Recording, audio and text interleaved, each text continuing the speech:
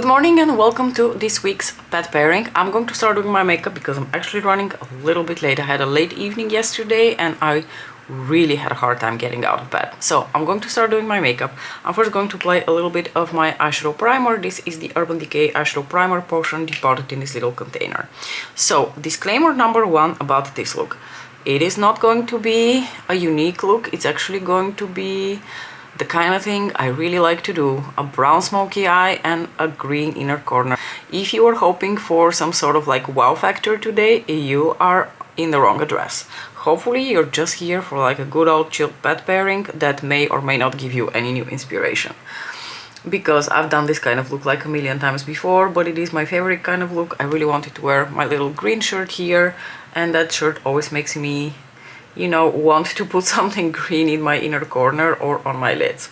So that was disclaimer number one. Disclaimer number two. Snuck in a little liquid silk eyeshadow from Eldridge. So this is going to be mostly a pet pairing, but with like a very strong guest star appearance from Eldridge. For my foundation today, I am going to take the Double Wear from Estee Lauder. This is in the shade 3 and 1. I just really enjoy this foundation, you guys. Now that I've given a bit of a break to the MAC Face and Body combo with the Hourglass Liquid Vanish, which was fine, by the way. I'm super proud of myself for basically almost finishing that MAC foundation. I've decided to retire it. Whatever is left in there is left in there. It's fine. I'm retiring that foundation because it is over 6 years old and I fear it's becoming a hazard for, you know, breakouts and stuff. And like I said, it's almost finished, so I don't feel too bad. The Hourglass foundation for now I'm going to keep because I might try to, you know, pair it with other foundations in my collection. But same thing goes for that foundation. To be fair, I never even thought I would be able to go through any amount of it. So being able to use it so often this past summer has been really like a stroke of luck. So if neither of these foundations gets used ever again in my collection, that's fine, because I've made my peace that they need to go out of my collection and I need to focus on the foundations that I truly enjoy. And I'm gonna be honest with you, there is not a foundation in my collection that I enjoy more than the original Estee Lauder Double Wear foundation. That foundation slaps, okay? It is amazing. Nothing makes my skin look so flawless. Nothing stays on my skin so incredibly well throughout the day. There is that. For my concealer, however, I am still going to go for one of my favorite combos. I'm going to take the First Aid Beauty Bendy Avocado in the shade Fair and my Dior Skin Correct in the shade 1N. That is still one of my favorite concealer combos. And I am very glad that I still have a somewhat deeper shade of concealer in my collection, because right now it is still somewhat necessary. So I thought that with that one video where we, you know, had the emergency meeting and talked about the new McGrath collection, we would pretty much be like out of anything else to discuss about this collection. But apparently that is not the case. So first and foremost, I want to start off, and I don't want this to come off as like, I'm not like other girls, I'm so much better, I'm doing this out of the goodness of my heart. Okay, I make these videos where I talk about Pat McGrath Labs releases because I genuinely am excited about the brand. I love the brand. They still make some of my favorite makeup, okay? That's just the way it is. So when I make these videos, I don't make them with the idea that I'm going to get a lot of views. If I get a lot of views, that genuinely still surprises me. So that the video that I made on the emergency meeting last week on the Luminous Legends collection, I thought, oh, you know, maybe I will get a bit more views than usual, but I did not expect to get a lot of views. That video is already at 2K, which for my channel is like a rather large number. So, but that was not my intention whatsoever. When I made that video, I was fully convinced that my fellow creators would put 2 and 2 together and it would be abundantly clear to everyone that the new Mega palette is going to be in the Quint formula, because as far as I'm concerned, it really doesn't take that much investigation to come to the conclusion that, oh, this Mega is going to be different, this Mega is going to be in the Quint formula, this Mega is likely going to be made in Italy. It's like, it seemed like such a straightforward conclusion to me, and I'm so surprised to see that there's so much like fake news going around and people, you know, spreading rumors about how they're rather convinced that the Mega will be made in the US. And that kind of thing annoys me, okay? Especially coming from people who consider making YouTube videos to be their job. I'm going to take, oops, a little bit of the Charlotte Tilbury Airbrush Flawless Finish Powder. And I don't want to sound petty or bitchy, but also I am a critical person. I've always been a critical person, I'm always going to be a critical person. So when people are spreading fake news just because they can't be bothered to look things up or have some original thoughts, that annoys me. Because I think it doesn't really take much, especially if making like YouTube videos is your job and you're actually paying your bills with that. Like if I don't do my homework and I don't, you know, look up what the shades names are there any repetitive shades, what kind of formulas those were, like if I don't look up any additional details, I feel like I'm excused because I've got a full-time job, this is really just my hobby. But if people actually pay their bills with this kind of gig, I feel like they should probably be doing their homework a little bit better. I'm going to do my brows with the Benefit, what is this called? The 24-hour brow setter. And I don't want to name any names because it's not one specific creator. I've seen several. I have not been able to watch any of their videos in their entirety because I become instantly quite irritated when speculations are being thrown around just based on nothing. Nothing more than some, you know, fragmented information from previous releases and incomplete knowledge on Pet's eyeshadow formulas and that kind of thing. And I'm not saying that everyone should be an expert on that, absolutely not. However, I do feel like you're going to make a video about it and you consider yourself to be like a huge Pat McGrath Labs person and fan, you should probably know that kind of thing. It just makes perfect sense to me. So, like I said, not going to name any creators' names because there have been several. But I want to point out that, first and foremost, you can't conclude that the Meg is going to be made in the US based on previous releases because historically she's made like 4 Megas, and yes, 3 of them have me... 3? No, 4. Wait. The Divinity, Odyssey, Nirvana, and the 2 from last year. So that's 4. Yes, 4. Okay, so my calculation was correct. And out of those 4, 3 have indeed been made in the US. However, 1 was made in Italy. The Celestial Nirvana palette, to my surprise, to my personal shock and surprise, was made in Italy.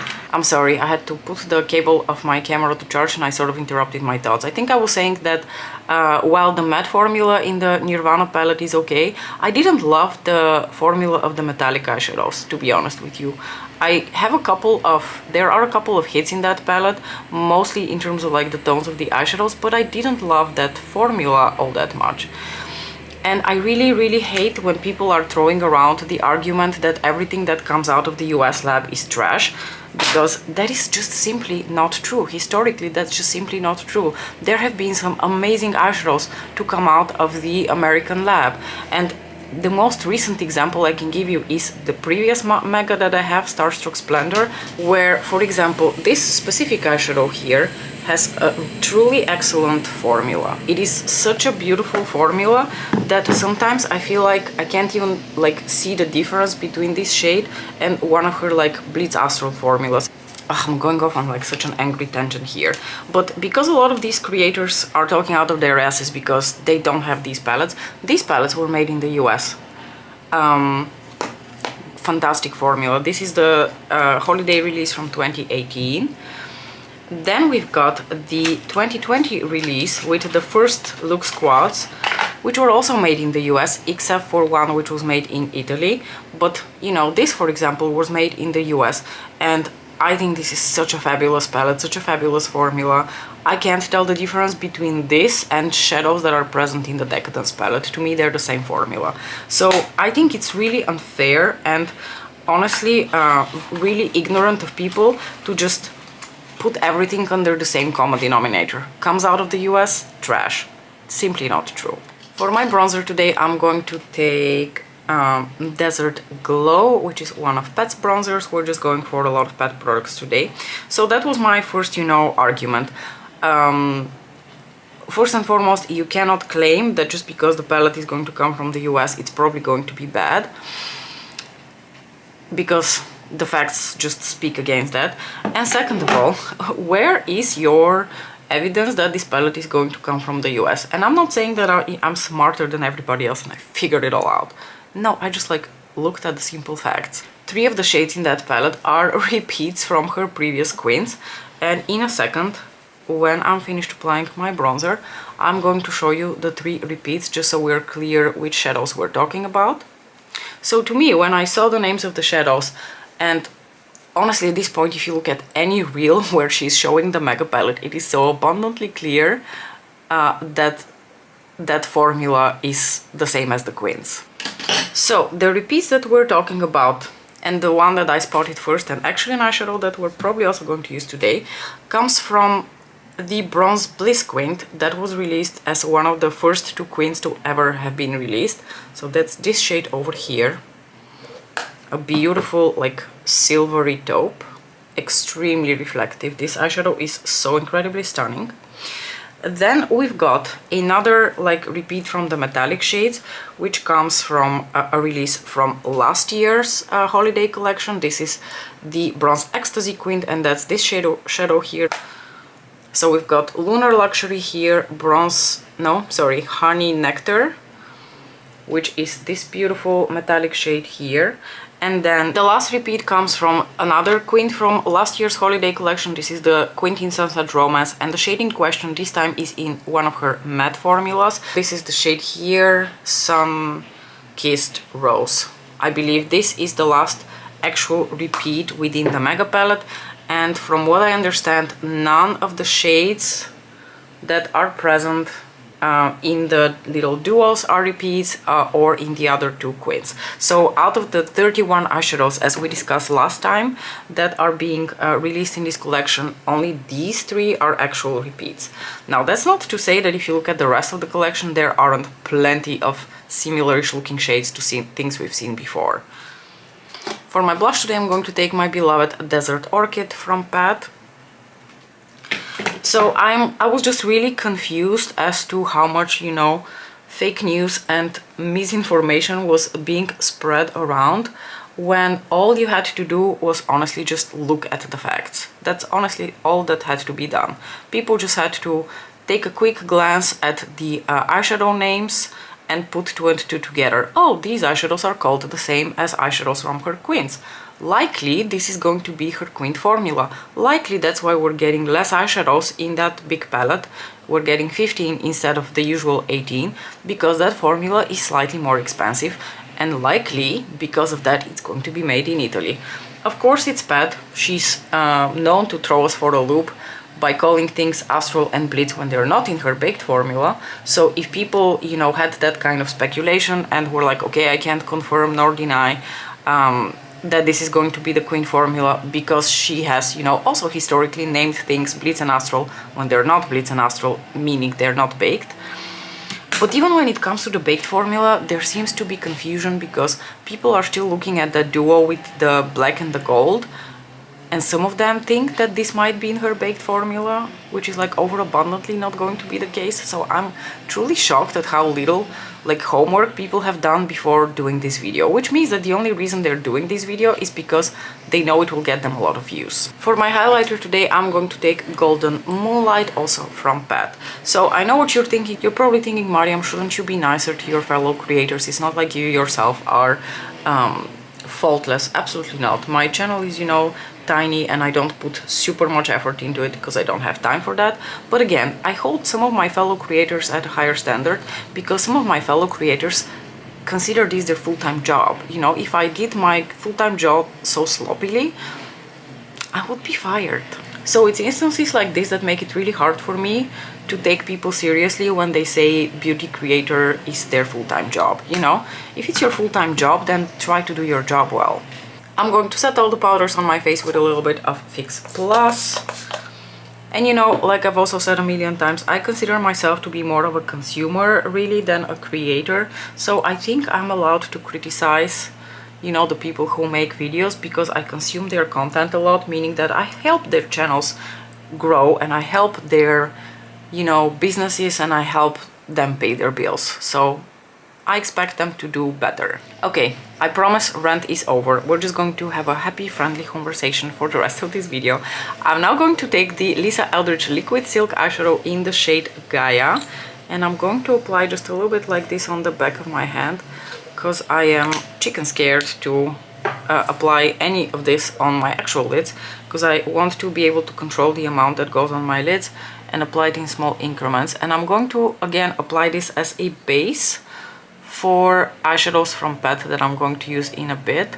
So I'm just going to start blending this out before it dries down, because I do find that the dry down of these eyeshadows is, you know, fairly quick.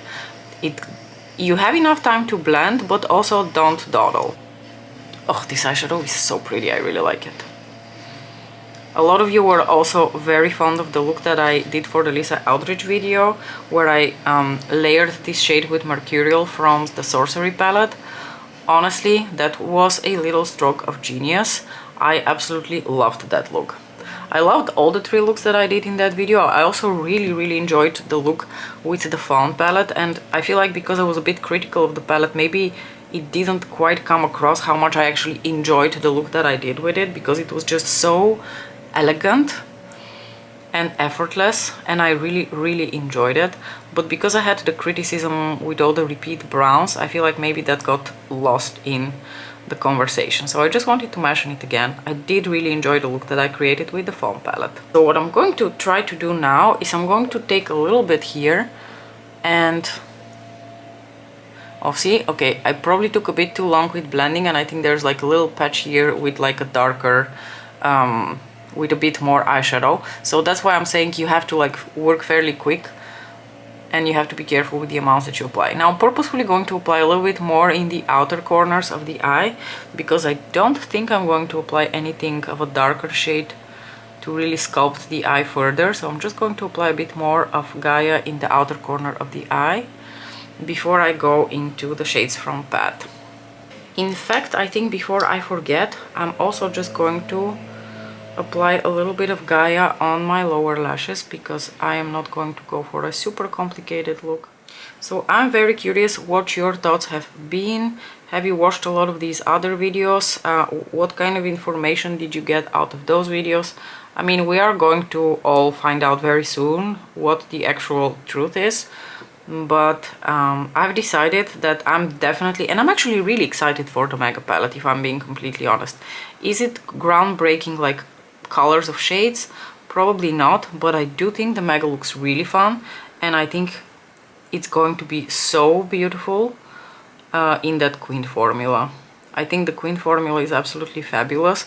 I'm very sad for everyone on whom this formula creases, and I wish there was anything I could do to help you make that formula work for you. But besides, you know, trying a variety of eyeshadow primers plus glitter glue, there's no other advice I have for you.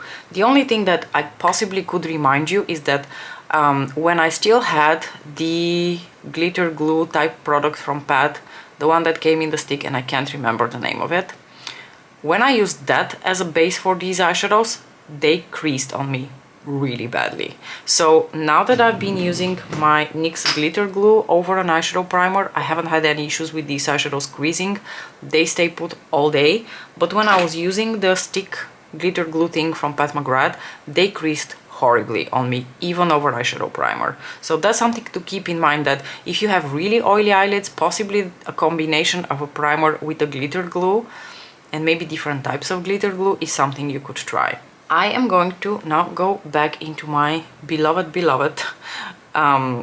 Bronze Bliss Quint, and I'm actually going to just take the brush on which I also used Gaia, and I'm going to take this beautiful bronzy shade, just like a few flakes of it, and I'm going to start layering that over top of Gaia from Lisa Eldridge, because I think the two shadows are going to make a really beautiful combo. And I didn't apply any glitter glue, which might be a mistake, but I do think that with the liquid eyeshadow underneath from Pat, that's not necessary. I think these two look so beautiful together. Now I'm going to apply a thin layer of the brown shade from Bronze Bliss, which is called Bronzed Mink, by the way. I'm going to apply a tiny bit of that because I actually want to see what will happen if I also apply a tiny bit of Lunar Luxury over top. If I just go in with my finger like this and go for a few flakes first. Yeah, see, even like a few flakes is already a lot. But I'm going to just layer a few flakes of that over top of the bronze and over top of Gaia. Oh, gorgeous, gorgeous, gorgeous. I love this. See, I absolutely adore this eyeshadow formula.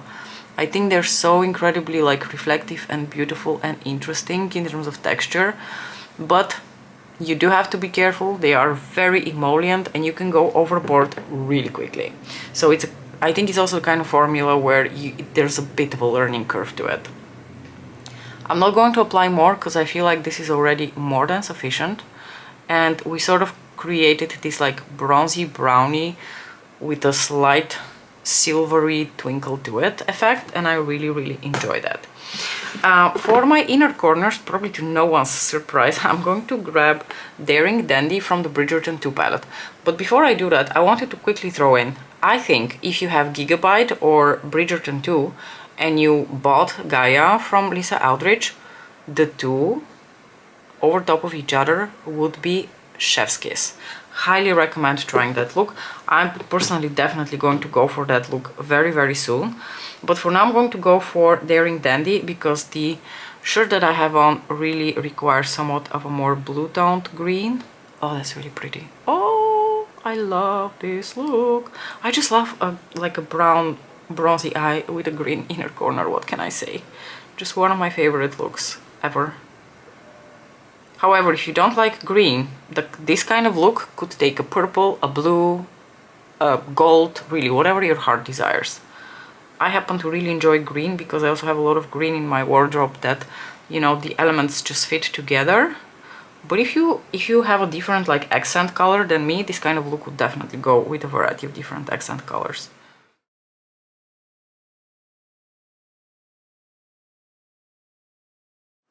Was having a bit of a hard time deciding what lipstick I want to pair this look with because I wanted it to be a brown, but the brown couldn't really be too cool toned or too warm toned because my shirt is actually quite cool toned, but the look is somewhat more on the warmer side. So I thought, why not just wear Nocturne again? This is Nude Nocturne, one of the limited edition matte trans lipsticks that was released for this past Valentine's Day collection, and I just feel like this is the perfect shade because Nude Nocturne has both warm and cool tones to it, and I feel like ultimately it appears neutral or a little bit cooler or a little bit warmer depending on how you pair it. So I feel like today is maybe bringing a little bit of like neutrality and grounding, you know, the disconcert between the warm eyes and the cooler shirt, if that made any sort of sense to anyone. I hope it did.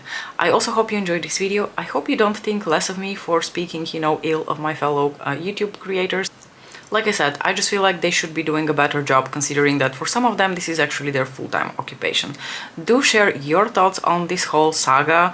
I feel like there's really not much drama with this holiday collection. It's not a very big holiday collection. I think it's a beautiful holiday collection, especially if you haven't really bought any of the previous ones. I think a lot of people are really going to enjoy the Mega palette. I'm very curious about the little duo with the greens because I also think these are going to be in the Queen formula, and right now I'm considering that my purchase will actually be the big Mega and the little duo with the greens, mostly for science because I need to know if the little duos are also in the Queen formula. I'm almost entirely sure they are, but I feel like it's nice to confirm. I would also feel really happy and satisfied if I am correct that these shadows are all going to be in the Queen formula. And obviously if they're not, I would be the first one to admit that I was wrong.